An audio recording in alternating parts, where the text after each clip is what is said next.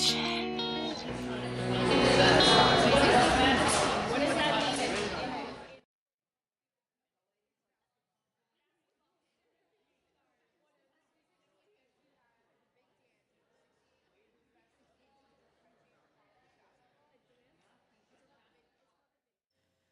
Don't worry, the sound is on. Nothing's broken. Except for what the world has called broken. You. You are a deaf student, and the world has branded you as broken.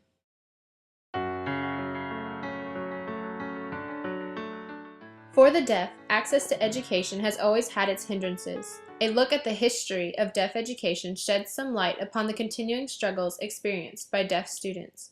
As early as colonial times, people believed deafness to be a curse from God, and the colonists became angered at any attempts to aid the deaf in speech or understanding. After a century and a half of this treatment, on April 15, 1817, the Connecticut Asylum for the Education or Instruction of Deaf and Dumb Persons was founded, which served as America's first formalized system of deaf education. Laurent Clerc and Thomas Hopkins Gallaudet founded the asylum, which is now more commonly known as the American School for the Deaf. Almost 50 years later, in 1864, Gallaudet University was founded as a university designed specifically for deaf and hard of hearing students. The first method of deaf education brought to the United States was manualism, which is defined as the theory or practice of education for the deaf employing and promoting the use of sign language as the primary means of communication. However, on September 11, 1880, deaf education turned one of its ugliest corners yet. The Second International Congress of Teachers of Deaf Mutes, known as the Milan Congress, agreed on 8 resolutions that turned the deaf community upside down. The basic outcome of the Milan Congress was the acceptance of the oralism method and the oralism method only.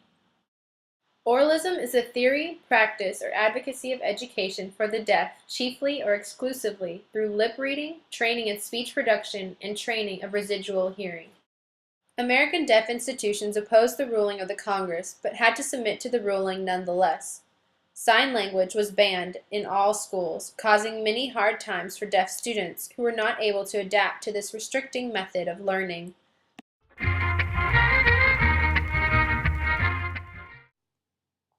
I went to oral school for 2 years. It was difficult to learn. I went to a Catholic school with nuns who wore the tight cloth around their face. It made it hard for me to understand and hard to read their lips. I took an oralism therapy class, but lip reading was still hard for me to understand.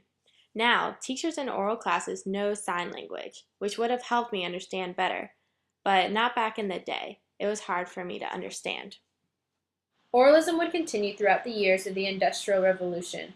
Horace Mann, who has become known as the father of public education, traveled to Germany and was impressed with the oral method. As Mann worked towards equality for all students in the beginning fight for public education, he focused on the fact that all children needed to be trained in the English language and culture. Deaf students were found to be no different. Mann believed that the main reason deaf students should learn to speak was so that they would be normal. In 1960, however, Congress declared the oral method to be a dismal failure. In 1965, William Stockwell published a book that would change the future of deaf education and deaf culture once again, this time for the good. Stockwell published the Dictionary of American Sign Language. By publishing this book, Stockwell was claiming that American Sign Language was an actual language. It was the first attempt to make phonemic-like analysis of American Sign Language. Finally, the gestures that were being used between deaf people were found to have meaning, syntax, and sequence. In 1975, Public Law 94-142 was passed, which is better known as IDEA, or the Individuals with Disabilities Education Act. This act protects the rights of students with any disabilities. From the hearing world's perspective, this includes deaf students. Finally, deaf students are able to receive an equal opportunity for a free and public education, but only under the label disabled student. Today, deaf students have the ability to choose between 2 major divisions of schooling, a deaf school or a hearing school. 2 of the most popular choices for deaf schools include the American School for the Deaf and Gallaudet University. As briefly mentioned before, both of these schools were of great importance to the history of deaf education. The American School for the Deaf is not only known as the first school for the deaf in the United States, but is also known for being the oldest special education institution in the Western Hemisphere. The American School for the Deaf, or ASD, offers deaf and hard of hearing students aged 3 to 21 a full range of educational programming from preschool to 12th grade. Currently, ASD's pre-kindergarten through 12th grade program serves nearly 200 students, of which half are residentials. Elementary school spans from kindergarten to the 6th grade. Junior high consists of 7th and 8th grade, while high school consists of 9th through 12th grade. ASD also provides many services to the parents and family members of deaf students. Gallaudet University is currently the world's only university in which all programs and services are specifically designed to accommodate deaf and hard of hearing students. Deaf and hard of hearing undergraduates can choose from 39 majors, leading to either a Bachelor of Arts or a Bachelor of Science degree. Undergraduate students also have the option of designing their own majors, called self-directed majors, in which they select classes from a variety of departments at Gallaudet or take courses offered at 13 other institutions.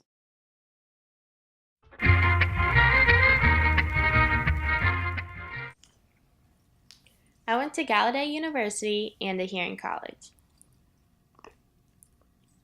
Sign language was used 24/7 at Gallaudet University, while at the hearing college there is no communication in sign language. You need to bring an interpreter everywhere you go. At Gallaudet, all teachers and students are deaf and know sign. I could look at the teacher and really pay attention. We could have group discussions without an interpreter because we can see all the signs. I could also follow along in class and was never behind. Going to a hearing college with an interpreter is difficult. During group discussion, I would be lost because the interpreter was trying to keep up, but all the students were talking back and forth. If the teacher was giving a lecture, the interpreter would fall behind and try to catch up. If there was a question, I would miss it and fall behind and then try to catch up. Hearing University was difficult, but Gallaudet was the best. I loved it. I graduated from there. Obviously, there are pros and cons to attending a deaf school, as there are to anything. The major con is the distance away from family, due to the fact that most deaf schools are types of residential boarding schools. The pros include a complete and comprehensive education and full access to one's language, as well as role models of one's language. Seeing as how deaf culture would be prevalent at a deaf school, the environment would be much more welcoming for a deaf student.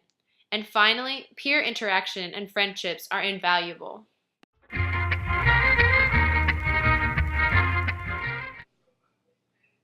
The pros of a deaf school include the fact that all deaf students attend there.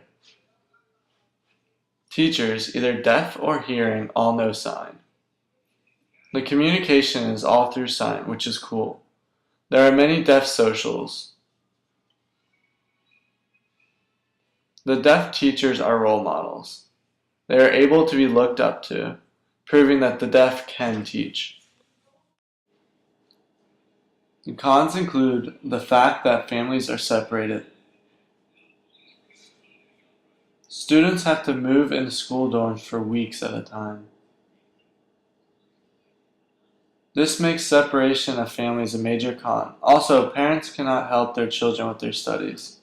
Besides sending a deaf student to a deaf school, parents have the option of sending their child to a hearing school in a mainstream setting.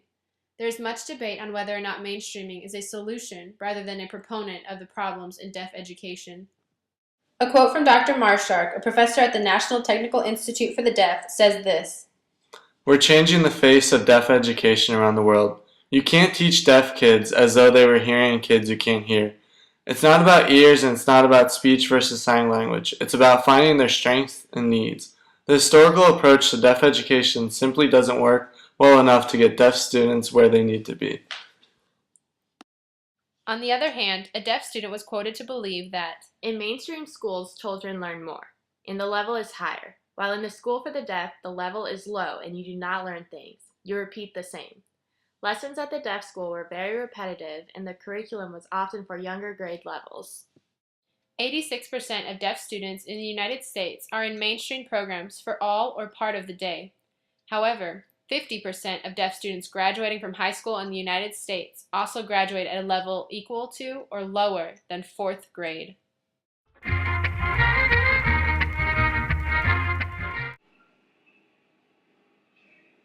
It really depends on the type of mainstream school it is.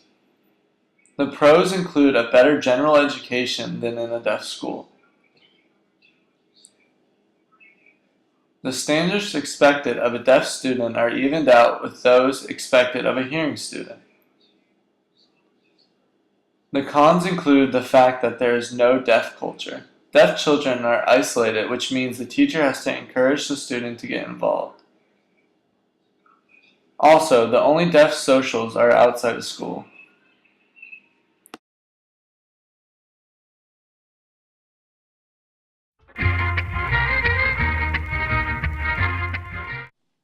I want to see Various countries encouraging deaf education. More deaf schools being saved, because a lot of deaf schools are being closed. Better relationship between deaf and hearing people and teachers.